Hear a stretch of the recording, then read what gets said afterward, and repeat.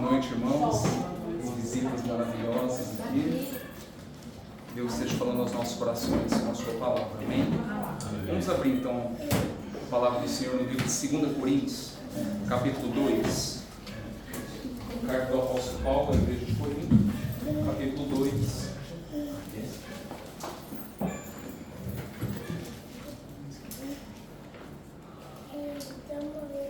Nós vamos ler dos versos 14 até o capítulo 3, verso 3, tá?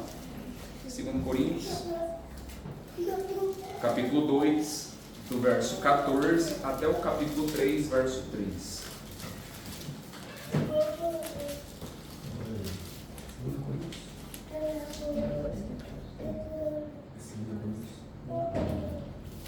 Um pouco dos benefícios ou as dádivas da nova aliança. 2 Coríntios, capítulo 2, do 14 e em diante.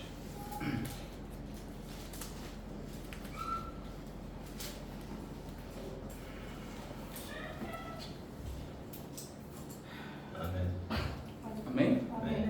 Então, amém. O texto em negrito em algumas Bíblias já é bem pertinente, né? A vitória de Cristo no ministério apostólico. Tá?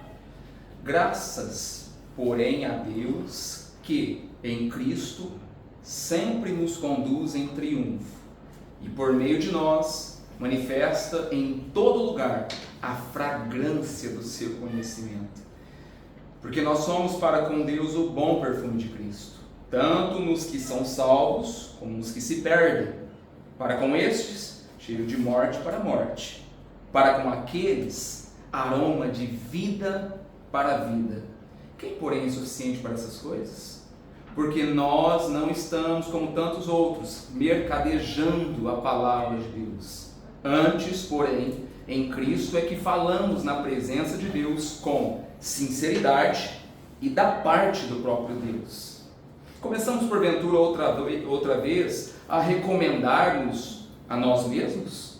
Ou temos necessidade, como alguns, de cartas de recomendação para vós outros? Ou de vós?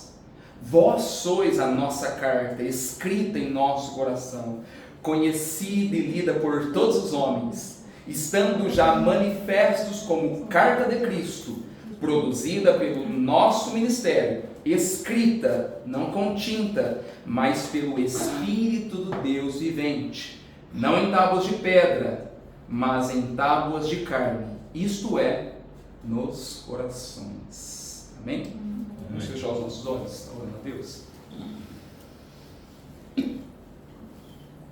Pai, obrigado, Senhor, pelo Teu santo amor, obrigado, Senhor, por estarmos aqui em Tua presença, pela saúde, pela alegria, pelo alimento, Senhor, por esse dia maravilhoso que o Senhor nos concedeu, ó Pai. Nós te agradecemos pelo Teu santo amor, ó Pai, pelo alimento, pela água, por toda a dádiva, Senhor, todo o dom perfeito que provém de Ti, Senhor. Obrigado, Senhor, por ter nos reunido aqui. Obrigado por ter nos tirado de nossas casas para ouvir a Tua palavra e isso, atentar ao que o Senhor tem a falar aos nossos corações. Abra o nosso entendimento, nos dê sabedoria. A Tua palavra diz, se pedirmos por sabedoria, o Senhor concederia deliberadamente e não lhe impropera. O Senhor concede sabedoria se pedirmos a Ti. Então eu te peço, Deus, dá-nos sabedoria, dá-nos conhecimento da Tua palavra esta noite, que nada, Senhor, nem ninguém tome a nossa atenção, que todo o nosso intelecto, toda a nossa mente, toda a nossa disposição, todo o nosso coração esteja voltado e atento para a Tua palavra, como a Sua palavra mesmo diz. Rogo-vos, pois, irmãos, pelas misericórdias de Deus, para que apresentem os vossos corpos como sacrifício vivo, santo e agradável a Deus, que é o vosso culto racional, que o nosso intelecto, a nossa mente, a nossa razão esteja voltada, atento para a Tua palavra esta noite, Senhor. Ajude, nos fortaleça, alegra-nos, Senhor, nos revigora através dela, levanta-nos através dela, traz-nos esperança, precisamos de Ti. Esse mundo com tantas tristezas, sofrimentos, angústias, perseguições, tantas lutas que passamos, ó Pai, tanta opressão, tantas coisas, ó Pai, e a nossa esperança, a nossa convicção, o único alento, fôlego para as nossas almas é o Senhor, é a Tua palavra, é a grandiosidade do poder do Teu Santo Espírito. Esteja com nós. Não deixe, ó Pai, que Satanás tire essa semente dos nossos corações. Não deixe que essa semente caia em pedregulhos, Senhor. Não deixe que essa semente caia em espinheiros, mas que essa semente, Senhor, caia em uma terra fértil, que germine, dê muito fruto, isso para a Tua glória. Faça isso, Senhor. O Senhor é todo poderoso. Não há causa impossível para Ti. Pelo contrário, a Tua palavra diz que tudo é possível ao que crê. A Tua palavra diz, se pedirmos a Ti com fé, crendo, nós receberíamos. Então eu te peço, Senhor, esteja conosco neste momento. Enche-nos com o Teu Santo Espírito. Fale por meu intermédio. Eu não sou nada, eu não sou ninguém. A preciosidade, a grandiosidade disso está no Senhor e no Teu Santo Espírito. Eu sou um simples vaso. O Senhor tem toda a grandeza, todo o poder, toda a soberania, todo o conhecimento. Se o Senhor é mais douto, mais sábio do que qualquer professor deste mundo, instrua-nos esta noite, Senhor. Conduza-nos através da Tua palavra, Senhor. Eu te peço isso, em nome do Teu Filho Jesus Cristo, o nosso único, eterno e suficiente Salvador. Amém. Amém.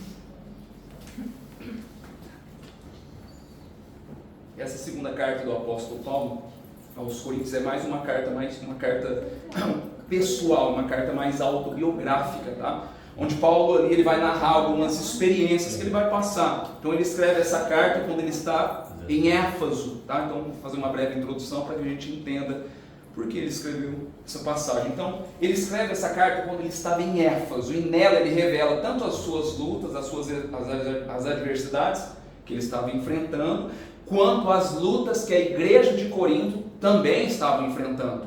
Então essa epístola tem como tema enunciado primordial consolar todos esses irmãos da igreja de Corinto. Não somente consolar os irmãos da igreja de Corinto, mas o apóstolo Paulo vai dizer e escrever isso, principalmente nos primeiros versículos aí da carta, consolar a ele mesmo, e bem como posteriormente os seus futuros leitores, eu e você aqui hoje. Tá? Então ele começa com uma doxologia, uma declaração ao nome de Deus. Capítulo 1, verso 3, ele vai dizer, né? Bendito seja o Deus e Pai de nosso Senhor Jesus Cristo, o Pai de misericórdias, o Deus de toda consolação. É Ele quem nos conforta em toda a nossa tribulação, para poder nos consolar. Então, Deus nos consola, nos conforta, com o intuito de que nós consolemos, tranquilizemos os que estiverem em qualquer angústia, com a consolação que nós mesmos somos contemplados por Deus. Então ele vai uma carta, inicialmente, ele já vai revelar que era uma carta de consolo também à igreja de Corinto, bem como para ele próprio. E não somente ele inicia a carta dessa forma, como ele termina também a carta dessa forma. Em 2 Coríntios, capítulo 13, verso 11, ele começa ali com uma recomendação, dizendo, últimas palavras dele é essa carta: consolai-vos uns aos outros. Então é de primordial ênfase que essa carta era para consolar os irmãos, bem como ele próprio. Então ele relata no capítulo 1 que estava enfrentando uma tribulação aguda em Éfeso, que era além das suas forças, a ponto de desesperar-se da própria vida. Capítulo 1, verso 8, está declarado lá. Tamanha luta intensa, tribulação que ele estava passando, que ele estava desesperando a própria vida. Mas ele também escreve com lágrimas essa carta, chorando em prantos, em 2 Coríntios 2, verso 4. Porque no meio de muitos sofrimentos e angústias de coração vos escrevi, com muitas lágrimas, não para que ficasseis entristecidos, mas para que conhecesseis o amor que vos consagre, e esse com grande medida. Então nessa carta ele menciona os seus sofrimentos, nessa carta ele trata da doutrina da nova aliança, nessa carta ele trata do nosso corpo aqui como uma tenda frágil, mas que quando nós morrermos, nós vamos habitar em uma casa permanente, em um corpo de glória incorruptível.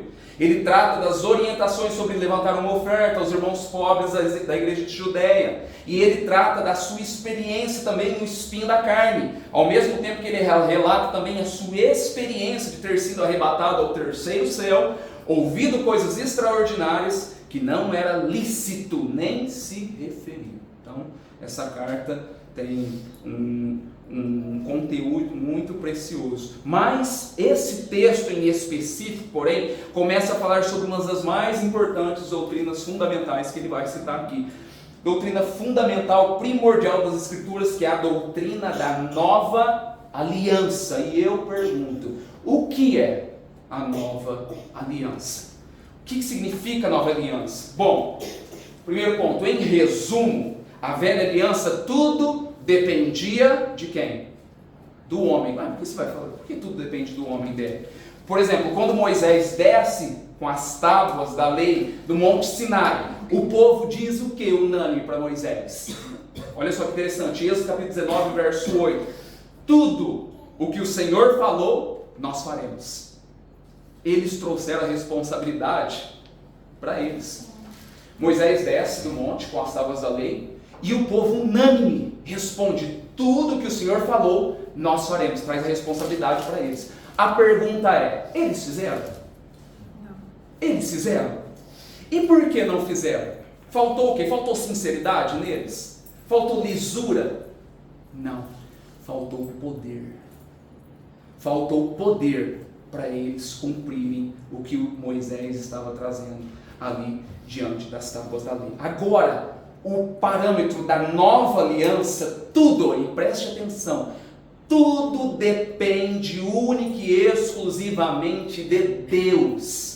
É Deus, nada depende de nós. A nossa competência, a nossa suficiência, a nossa habilidade não vem de nós mesmos, ela vem de Deus. O poder para viver uma vida santa, o poder para viver uma vida justa, o poder para viver uma vida nova, poderosa, não emana do próprio homem, e sim do próprio Deus. Como o texto vai dizer: maldito o homem que confia no homem e faz do seu braço o seu alforje, quer dizer, que confia em si mesmo, confia no seu poder. Não glorie o sábio na sua sabedoria, não glorie-se o forte na sua força, não se glorie o rico nas suas riquezas, mas aquele que se gloriar, glorie-se nisto, em me conhecer. Conheçamos e prossigamos em conhecer. Daniel vai falar que quando nós conhecemos a Deus, nós nos tornamos o que? Um povo forte.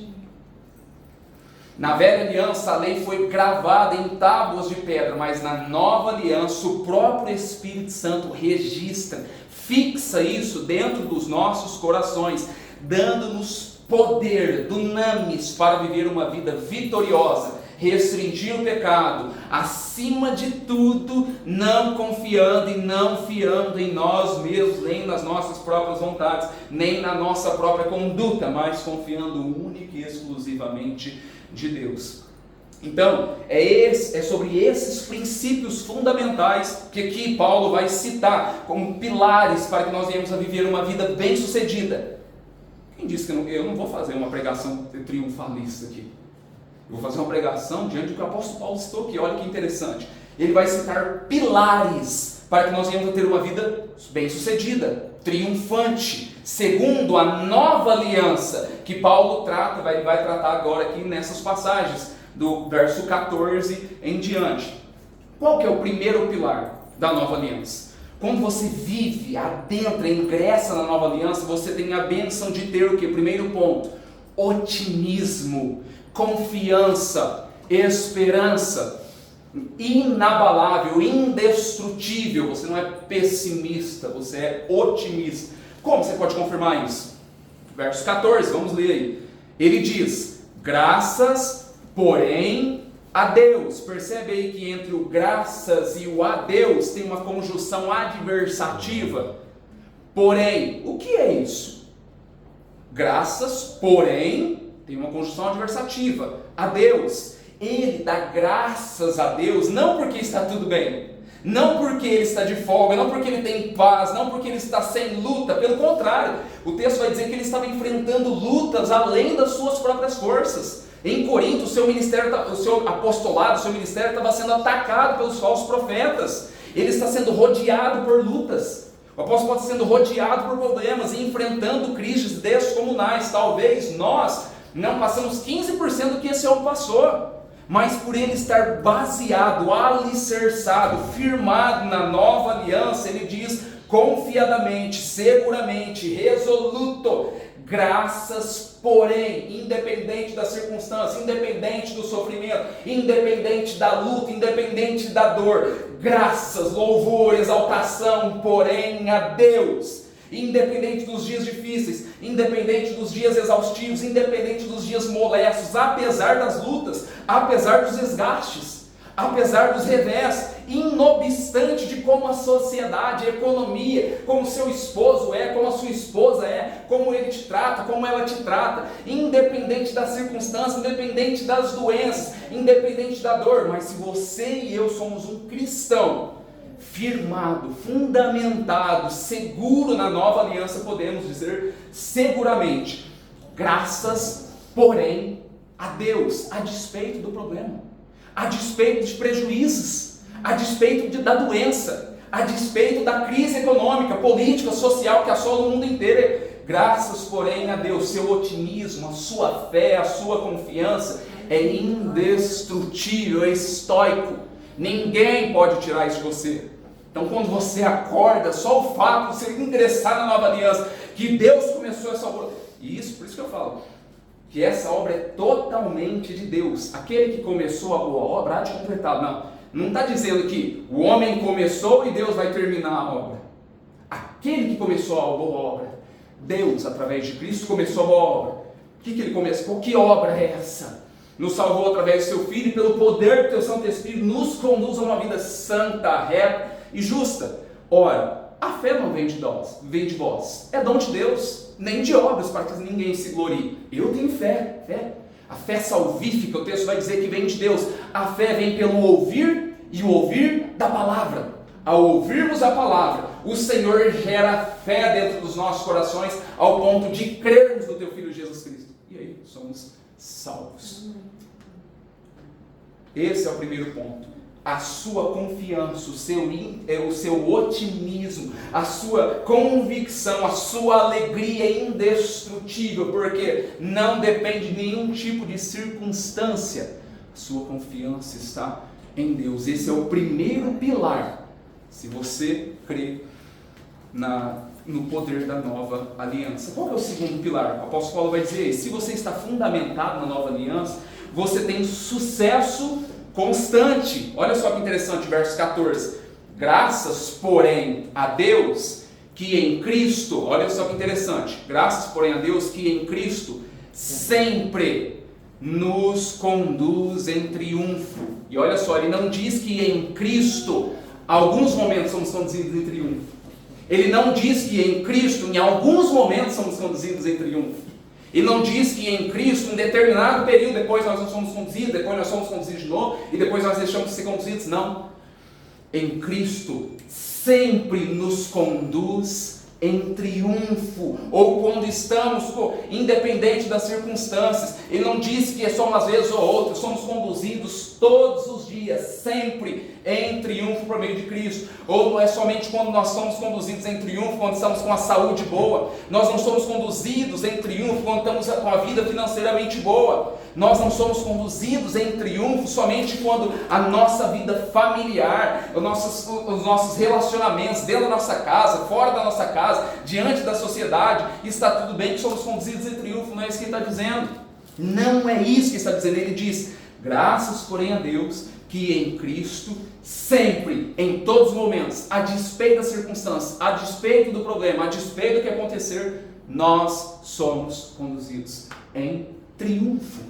Se estamos em Cristo, somos o que o texto vai dizer? Mais do que vencedores. Se estamos em Cristo, afirmamos com certeza, com confiança, confiadamente pela fé, que todas as coisas, sejam boas ou sejam ruins, sejam benéficas ou sejam tristes, todas as coisas cooperam para o bem daqueles que amam a Deus, daqueles que são chamados segundo o seu propósito, independente do seu esfriamento, independente do que você está passando agora. Posteriormente, tudo isso tem uma finalidade: te conduzir, te levar em triunfo, em uma glória eterna. Se estamos em Cristo, sabemos, temos certeza que Ele é a nossa torre forte, que Ele é a nossa fortaleza, que Ele é o nosso libertador, que Ele é o nosso escudo, que Ele é a nossa salvação. Quem temerei? Ele nos conduz em triunfo sempre. E eu te pergunto, você crê nisso? Sempre, independente de como esteja a sua vida, independente das circunstâncias, independente de tudo. Olha só que interessante, Em 1828, o pastor John Samway, observando, analisando uma pequena criancinha de 8 anos, todo mundo, a maioria das pessoas aqui, os mais antigos, vão conhecer, saber quem é essa criancinha. Observando a pequena criancinha Fanny Crosby. Fanny Crosby foi uma das maiores compositoras de músicas cristãs sacras, antigas. Mais de 8.500 músicas essa mulher compôs. Às vezes 7 hinos ela fez no mesmo dia, 7 hinos de louvor e adoração a Deus em um só dia. Tem até um conhecido: que segurança sou de Jesus. Esse texto, esse hino foi ela que escreveu. Olha só que interessante. Essa mulher, esse pastor, observando ela, vendo uma pequena criança de 8 anos, já era compositora com 8 anos, fazia poemas, escrevia músicas a Deus. Esse pastor abre o coração e diz para ela: é uma pena Deus ter te privado de você não poder enxergar. Ela era cega de nascença, uma pequena criança de 8 anos. Olha só a circunstância, olha o problema dessa mulher. Olha, é uma criança, olha só. Ela é cega de nascença, mas sabe o que ela vai responder? E isso não vem dela, é lógico, o poder do Espírito Santo tocando o coração dessa pequena criança logo cedo. Ela responde sabiamente: você sabia que se eu tivesse, quando eu nascesse, se eu pudesse pedir algo a Deus, fazer um pedido ao meu Criador, eu pediria para ter nascido cega? Aí ele ficou espantado: mas por quê? Porque você pediria para nascer cega? Porque quando eu chegar ao céu, o primeiro rosto que alegrará a minha visão será do meu Salvador. Amém. Ela não enxergava nada, escuro desde criancinha, não tinha nada. E o desejo dela é que quando o olho dela se abrir, o primeiro rosto que ela vai ver é de Cristo glorificado. Diante dessa circunstância, diante da situação, olha só o problema, a luta. Ela viu um ponto de fôlego, de alegria, e isso é em Cristo. E é isso que eu estou querendo dizer. Independente dos problemas, das circunstâncias, encontre um ponto de referência. Não são viagens, não são recursos, não são uma melhoria financeira, não é uma melhoria no seu bem-estar, não é somente uma melhoria dentro do seu casamento, é Cristo. Ele é o seu ponto de refúgio. Porque quando chegar ao céu, olha só, o primeiro rosto que vai me alegrar será o do meu Salvador. Então, se você está passando, seja por um esfriamento, seja por uma adversidade, todos nós passamos por isso. Se você está em Cristo, você levanta, enalteça, glorifique esse Deus, agradeça esse Deus. Você é mais do que vencedor. Deus já te deu deu filho para você, já te salvou através do seu filho. Agradeça, louve, enalteça a Deus. Para de lamuriar, para de reclamar. Sai daquele primeiro ponto sendo pessimista, reclamão. Seja otimista, agradeça, glorifique a Deus. Senhor, eu estou caído, triste agora, mas eu sei que o Senhor pode me levantar. Minha alma está apegada até o pó. Vivifica-me, levanta-me, segundo a tua palavra. De que maneira o jovem guardará puro o seu caminho? Observando segundo a tua palavra. Senhor, ao ler a tua palavra, ao ler as Escrituras, levanta-me novamente, traga-me alegria, prazer, satisfação novamente. Como o salmista vai dizer, Davi: restitui-me, Senhor, a alegria da tua salvação. Ele estava triste. Acontece momentos de tristeza, dor, angústia aguda.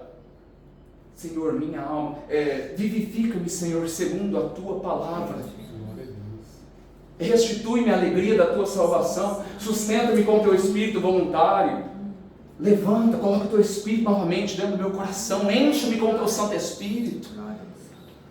Então, se você está fincado na nova aliança, o seu segundo pilar é esse: Deus sempre te conduzirá em vitória, em glória, a despeito da luta, a despeito da adversidade. Deus sempre, porém, nos conduz em triunfo. O texto vai dizer, o apóstolo Paulo aí, no verso 14. Qual que é o terceiro pilar dessa nova aliança? Impacto inesquecível. Olha que interessante, versos 14, 15 e 16.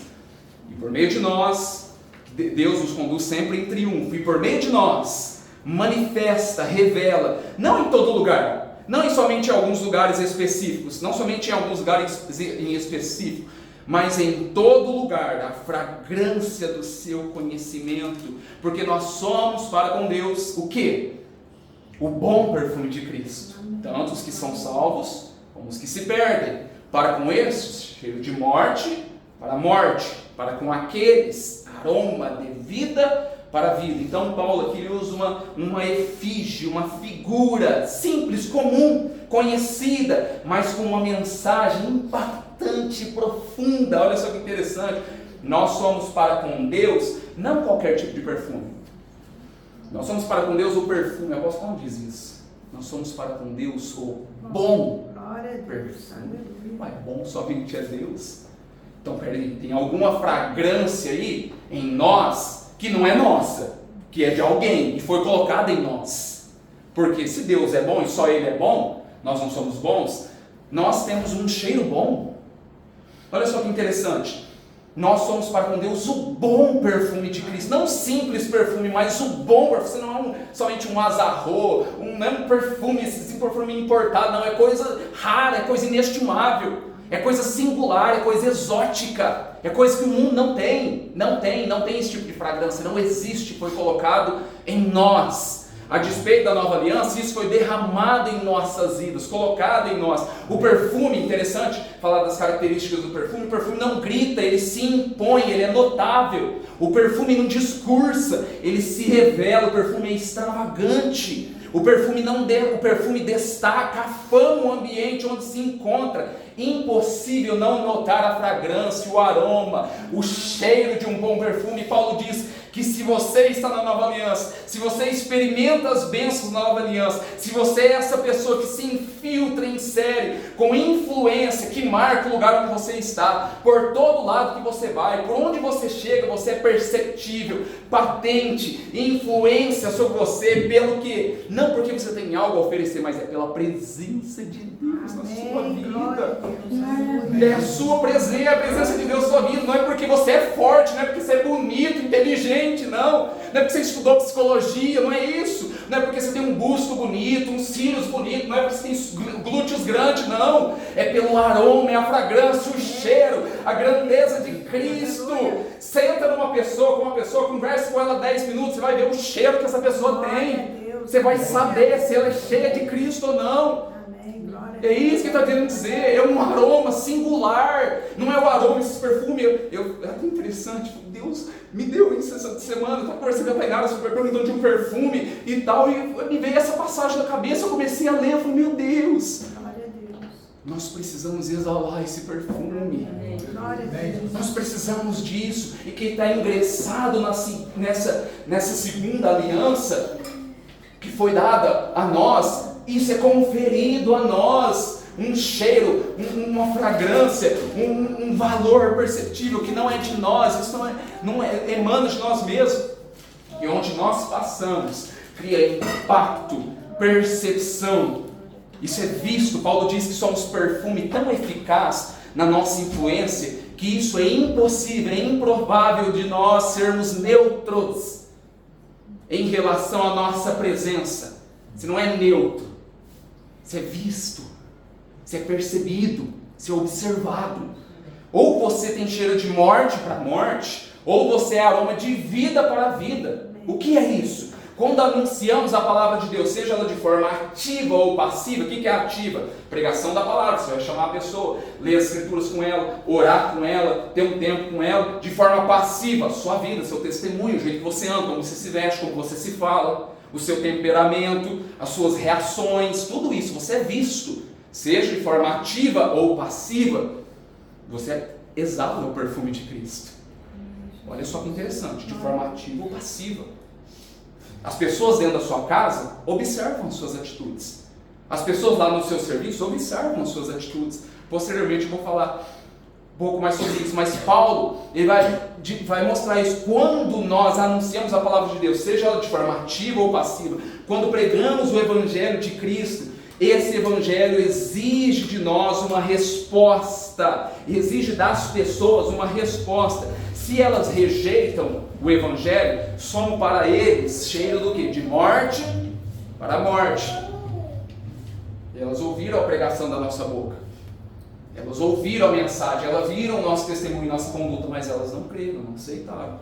Então nós chamamos para ela, o texto apóstolo Paulo vai dizer, cheiro de morte para morte. se elas recebem, aceitam, creem no Evangelho, somos para eles o que? Cheiros do que? De vida para a vida, de tal maneira que a presença do Evangelho por meio das nossas vidas, enquanto nós vivermos, sempre irá provocar uma decisão, uma reação na vida das pessoas, seja para a condenação, seja para a vida eterna, para a salvação, de forma séria, sensata, sem brincadeira agora. Qual é o aroma, o cheiro que nós estamos transmitindo?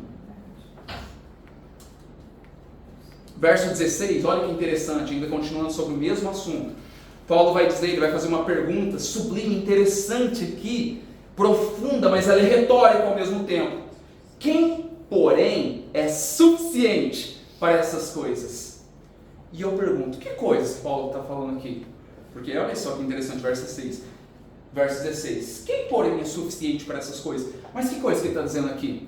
É o que eu acabei de citar, os 3 pontos. Que se nós ingressamos na nova aliança, nós temos um otimismo constante, graças, porém, a Deus. Se nós ingressamos na nova aliança, nós temos um sucesso constante em Cristo, sempre, graças, porém, a Deus, que em Cristo sempre nos conduz em triunfo. Segundo ponto. Terceiro ponto, para ter um impacto inesquecível, porque nós somos o bom perfume de Cristo,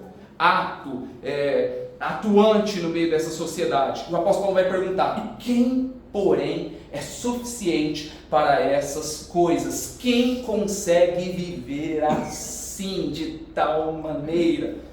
Todas as vezes, muitos de nós queremos agradar a Deus, vivendo o que? Na velha aliança, fazendo igual os israelitas. E isso não é verdade? Quando nós chegamos, nós vamos fazer para Ti, Senhor. Nós vamos obedecer a Tua palavra, nós vamos cumprir os Teus mandamentos, nós vamos agradar a Ti, nós vamos fazer a Tua vontade, e nós nos empenhamos para isso, nós nos esforçamos para isso, prometemos isso a Deus. Alguns fazem até votos para Deus, e muitos desses votos, muitas desses desejos, dessas inclinações de fazer isso para Deus, essas pessoas acabam o quê? Fracassando, não tendo sucesso, falhando. Por quê? Porque nós não somos suficientes, aceitáveis para essas coisas. Quem, porém, é suficiente?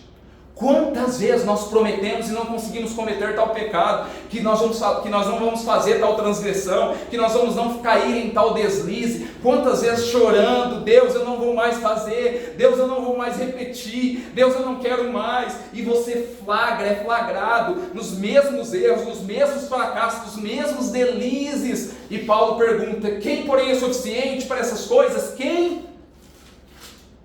A resposta está aí nas Escrituras, capítulo 3, só que um pouquinho mais para frente, versos 4 e 5, é por intermédio de Cristo que temos o que? Olha que interessante, Deus vai dizer, que temos tal confiança. Quer dizer, você não é bom, você não tem esse conhecimento, você não tem isso, porque você é bom, porque é por intermédio de Cristo que temos tal confiança em Deus, não por nós mesmos, que sejamos capazes de fazer alguma coisa, competente para fazer alguma coisa, como que se partisse de nós. Pelo contrário, a nossa competência, a nossa suficiência, a nossa habilidade vem de Deus, totalmente de Deus, e não nossa. Então, para que nós não venhamos a cair no mesmo erro dos israelitas, a nossa confiança deve estar em Deus. Inevitavelmente, no momento você vai falhar, inevitavelmente, no âmbito que nós estamos, nós vamos cair. Nós estamos em processo de santificação, nós não entramos na glorificação. A glorificação se dá nos ares. Lá não vai ter possibilidade de pecado. Lá Satanás não vai ingressar lá novamente como uma serpente novamente e enganar as pessoas. Não tem resquício, possibilidade de pecado na Nova Canaã. Mas aqui nós somos tentados, afligidos, coagidos. Nós estamos em um processo de santificação, por isso a nossa confiança não deve estar em nós mesmos, porque inevitavelmente nós vamos falhar. Mas Paulo vai dar a resposta. A sua competência, a sua suficiência para você conseguir vencer o pecado, como está em Romanos capítulo 6, não vem de você, ela vem de Cristo. através de Deus. Essa é a nova aliança. Lembra lá em Atos capítulo 12, quando Pedro estava preso, guardado em escoltas, a mando de Herodes Agripa I? O que acontece? Ele estava numa segurança máxima lá em Atos 12.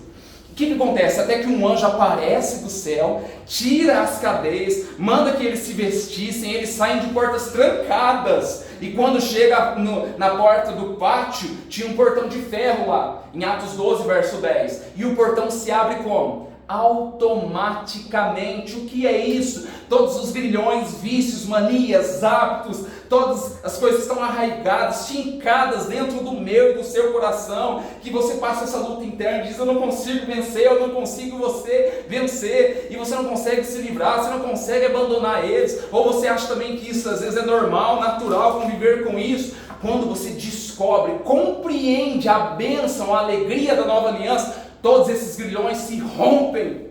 Amém. Glória a Deus.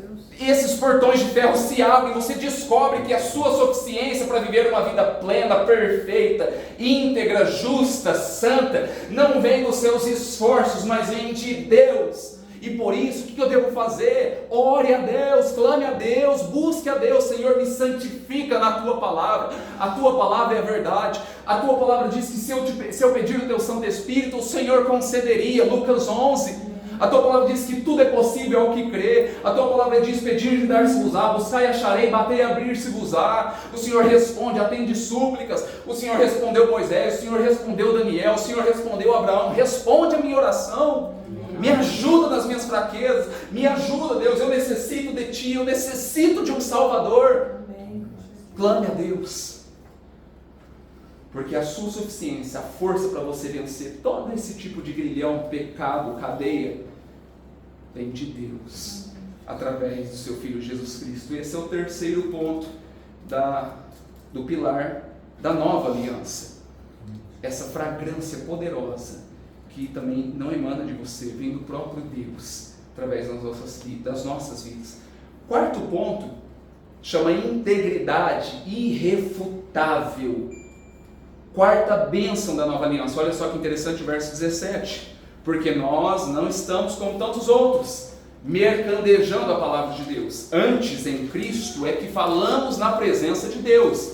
E isto com sinceridade da parte do próprio Deus. Por que ele está tratando aqui desse assunto?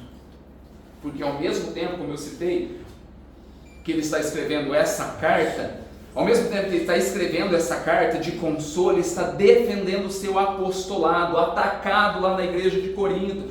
Os falsos apóstolos estavam lá dizendo que Paulo não tinha uma experiência tão arrebatadora assim, que ele não tinha experiências tão místicas assim, que ele não tinha as credenciais de um apostolado, de um apóstolo perfeito, que ele era um apóstolo de Araque, que ele não tinha poder. Então aqueles falsos apóstolos estavam enganando algumas pessoas da igreja de Corinto, e alguns membros da igreja de Corinto estavam dando ouvidos a esses falsos apóstolos. Eles eram camelôs da fé. Olha só a distinção. Paulo pregava com sinceridade. Agora esses, porém, eram o quê? Comerciantes da fé. Visavam lucros com aquelas pregações falsas lá na igreja de Corinto. E Paulo diz: eu, Paulo, não sou como eles. Eu não faço do meu ministério um comércio. Eu não faço desse ministério da palavra de Deus, não transformo a palavra de Deus em um produto. Eu não faço do púlpito um balcão. Eu não faço da igreja uma empresa. Eu não faço dos irmãos consumidores. Eu não faço do ministério uma plataforma para me enriquecer. Eu não estou mercandejando o evangelho como acontece nas igrejas modernas hoje. Pelo contrário, a pregação dele era com sinceridade e não visando nenhum tipo de lucro. De graça vai, de graça receber. Amém. Glória a Deus. Quantas pessoas estão fazendo isso, brincando, cobrando o evangelho? Meu irmão, não vou nem tocar nesse assunto, senão vai estender mais. Quantas igrejas absurdas, pastores absurdos, fazendo coisa absurda, ostentando com dinheiro de membro. Do trabalho de tuas mãos comerás, feliz serás e tu te irá bem. Quer ter uma vida financeira um pouquinho melhor? Trabalhe, sua, calos nas mãos. É dever de todo homem trabalhar, sustentar a sua esposa e a sua casa. Então, mas Paulo era distinto disso, ele era íntegro. A sua motivação na pregação do Evangelho era pura, havia sinceridade, como o texto vai dizer aí. Será que os pregadores contemporâneos hoje são assim? Íntegros, puros? Pregam por amor ao Evangelho e amor à igreja? Ou quer arrancar o couro da igreja, dos irmãos? Então esse é o quarto pilar. O quarto pilar que o apóstolo Paulo vai dizer é esse: a integridade dele é irrefutável. Não poderiam acusar ele que ele era um comerciante da fé. Ele pregava com sinceridade e não visava lucro nenhum. Quinto pilar das bênçãos da nova aliança é uma realidade inegável. Capítulo 3, versos 1 e 3. Olha só que interessante. Começamos porventura outra vez a recomendar-nos a nós mesmos? Ou temos necessidade, como alguns, de cartas de recomendação para vós outros, ou de vós? Vós sois a nossa carta, escrita em nosso coração, conhecida e lida por todos os homens, estando já manifestos como carta de Cristo, produzida pelo nosso ministério, escrita não com tinta, mas pelo Espírito do Deus vivente, não em tábuas de pedra, mas em tábuas de carne, isto é, nos corações. E é interessante isso. Talvez a humanidade, talvez as pessoas, talvez o seu vizinho, talvez a sua esposa, talvez o seu esposo, talvez os seus filhos, talvez os seus amigos, eles não leem a Bíblia, mas eles leem vocês, eles leem eles leem cada um de nós aqui. Lá no seu serviço, pessoas te leem, pessoas te veem, eles conhecem. Quando chegamos no serviço, as pessoas nos leem, elas olham para nós. Quando estamos dentro de nossas casas, com os nossos filhos, com o nosso esposo, com a nossa esposa, com amigos que chamamos lá dentro dessa casa, nós estamos sendo vistos, estamos sendo lidos por essas pessoas. Quando você está com sua amiga, com o seu amigo, ela está te lendo, ela está observando quem realmente você é. Nossos vizinhos nos leem, eles nos olham. Nós somos como carta aberta, nós somos uma carta que o mundo está lendo. Mas se vivermos na nova aliança, agora somos cartas, não que vai expor somente as nossas vidas, nós vamos expor algo precioso. Amém. Glória a Deus. O que é isso aqui que ele está querendo dizer? E interessante que ele vai dizer, não escrita mais por mãos humanas, mas cravada nos corações. Não vai precisar somente de eu falar aqui para você, olha, maridos, amai vossas esposas. A hora que eu observar aquele homem ama a esposa dele. A hora que eu observar aquela mulher respeita o marido dela. Eu estou vendo, está escrito nela. Isso que o apóstolo Paulo está querendo dizer aqui, não é que você vai mostrar quem você é, a sua vida. Você é uma carta, e a carta que o texto vai dizer é de Cristo. As Escrituras, você é uma carta ambulante, as Escrituras andante. Aquele homem respeita a esposa, aquela mulher respeita o marido, aquele filho é submisso ao pai. Dá para ver, é visto, é notório, é visto na vida da pessoa. Não precisa de cartas de recomendação, não precisa ninguém falar, ele tem o marido dela, ele ama a esposa, sim, ele faz isso, não precisa ninguém falar, é só observar, ler, observar a vida da pessoa, ela é assim, eu vejo isso nela. É isso que o apóstolo Paulo está querendo dizer. Quando chegamos ao serviço, as pessoas nos leem, amigos, vizinhos, todos nós nos leem, nós somos uma carta aberta. Mas se viermos na nova aliança, nós somos cartas de Cristo. Agora a lei de Deus não está impressa em uma tábua de pedra, mas no meu e no seu coração, não por homens, mas pelo Espírito Santo de Deus. Somos vistos por essa sociedade perdida. É isso que o apóstolo está dizendo. Paulo está dizendo aqui. Eu não preciso de carta de recomendações, eu não preciso que ninguém fale que eu sou assim ou não, eu não preciso que ninguém me referende, ninguém me abone. Vocês, frutos do meu ministério, são minha carta lida por todos os homens. Vocês me conhecem. Glória a Deus. Seja esse tipo de carta. Vamos orar a Deus para ser esse tipo de carta. Vamos orar a Deus para ter esse tipo de aroma.